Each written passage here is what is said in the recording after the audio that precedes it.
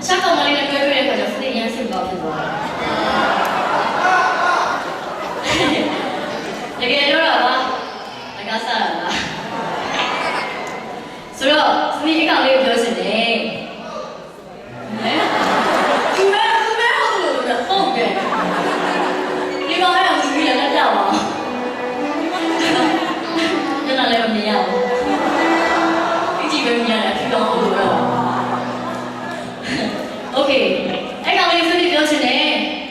ဘယ်လိုပဲဖြစ်ဖြစ်စနေရှင်ညာလာနေပါတော့